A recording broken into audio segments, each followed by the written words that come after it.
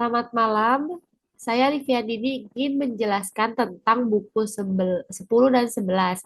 Yang pertama ada buku 10. Di sini identifikasi akses pembiayaan atau modal usaha baru, unit usahanya F&B, produk dan jasanya coffee shop. Elemennya satu, identifikasi pentingnya pembiayaan atau modal, kriteria, unjuk kerja, alasan kebutuhan modal usaha baru diidentifikasi, yaitu alasan usaha baru perlu modal dapat mencakupi, yaitu penanaman modal. Sumber-sumber modal berpersonal diidentifikasi dapat mencakupi dana pribadi pendiri, teman, dan keluarga. Potensi peningkatan perdana dipersiapkan. Potensi peningkatan pendanaan dapat mencakupi equity capital atau penyertaan modal. Dua, identifikasi sumber-sumber pembiayaan ekuitas, bisnis angel diidentifikasi mempunyai karakteristik mereka menginvestasikan uang mereka sendiri ke dalam proyek biasanya lebih sedikit daripada yang diinvestasikan oleh pemodal Ventura. Jenis venture capital dapat mencakupi yaitu berdasarkan cara penghimpunan leverage venture capital dan equity venture capital. Initial public offering dapat memberikan manfaat yaitu diversifikasi likuiditas dan portofolio. Tiga, identifikasi pembiayaan pinjaman. Bank komersil diidentifikasikan. Bank komersil mempunyai karakteristik yaitu bank tertarik pada perusahaan yang memiliki arus kas yang kuat, leverage rendah, keuangan yang diaudit, manajemen yang baik, dan neraca yang sehat. SBA Guarantee Loan memiliki karakteristik yaitu pinjaman jaminan SBA dapat digunakan untuk hampir semua tujuan bisnis yang sah.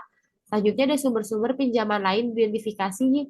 Sumber-sumber pinjaman lain dapat mencakupi teman dan keluarga. 4. Identifikasi sumber-sumber kreatif pembiayaan dan modal, leasing atau sewa, memiliki karakteristik yaitu sewa merupakan perjanjian tertulis di mana pemilik properti mengizinkan seorang individu atau bisnis untuk menggunakan properti tersebut selama jangka waktu yang telah tertentu dengan imbalan pembayaran.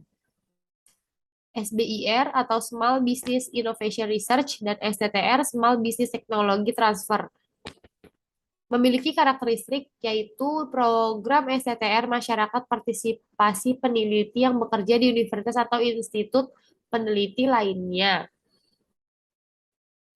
Selanjutnya, saya akan menjelaskan buku 11 yaitu identifikasi dan evaluasi peluang pemasaran. Langkah-langkah pertama, identifikasi peluang pemasaran. 1.1, informasi tentang kebutuhan pasar dan jenis pemasaran dianalisa untuk mengidentifikasi si peluang pemasaran. Hasilnya, informasi tentang kebutuhan pasar dapat mencakupi kebutuhan pelanggan, tren dan perkembangan pasar, pasar baru dan berkembang, dan profitabilitas. Jenis pemasaran dapat mencakupi 1. Pemasaran langsung, 2. Pemasaran ide, ketiga pemasaran sektor publik. 1.2, potensi pasar baru dan kontribusi pada bisnis diteliti untuk masuk, membentuk, atau mempengaruhi pasar dalam hal kemungkinan kontribusi terhadap bisnis. Potensi pasar baru dapat mencakupi e-commerce. Kontribusi pada bisnis dapat mencakupi berpengaruh pada volume penjualan, pertumbuhan, dan profitabilitas. 1.3, pendekatan kewirausahaan inovatif dan ide-ide kreatif. Pendekatan kewirausahaan inovatif dan ide-ide kreatif dapat mencakupi yaitu functional approach, yaitu penjualan, pembelian, pengangkutan, penyimpanan, pembelanjaan, penanggulangan risiko, standarisasi, pengumpulan informasi pasar. Situational approach, supplier, produsen, perantara pedagang, perantara agen, dan perusahaan saingan pembeli akhir. Investigasi peluang pemasaran. 2.1, peluang pemasaran. Identifikasi kemungkinan mereka cocok dengan tujuan dan kemampuan organisasi. Peluang pemasaran dapat mencakupi yaitu pengembangan produk dijual kepada pelanggan dengan mengubah FAB dari produk pengubah modal atau menambah ukuran baru. 2.2, hasil evaluasi peluang dapat mencakupi 1. Desain fungsional dari produk dan daya tarik penampilan. Kedua, fleksibilitas memungkinkan adanya modifikasi ciri luar dari produk yang untuk memenuhi permintaan konsumen atau perubahan teknologi dan persaing. 2. Daya tahan bahan baku produk. 3. Keamanan produk tidak menimbulkan bahaya pada kondisi operasional normal. 2.3, kelayakan finansial dari setiap peluang pemasaran dinilai berdasarkan faktor eksternal, biaya, manfaat, risiko, dan peluang. Dapat mencakupi yaitu biaya, manfaat, risiko, dan peluang. 2.4 kemungkinan strategi pesaing potensial diidentifikasi dari pesaing dengan produk dan jasa yang sama. Strategi pesaing dapat mencakupi pemotongan harga, periklanan ekstensif, dan kupon. 2.5 ranking peluang pemasaran. Ranking peluang pemasaran dapat mencakupi top ranking topik. 3. Evaluasi perubahan yang diperlukan untuk operasi bisnis saat ini. 3.1 perubahan yang diperlukan untuk operasi saat ini untuk mengambil keuntungan dan peluang pemasaran yang layak.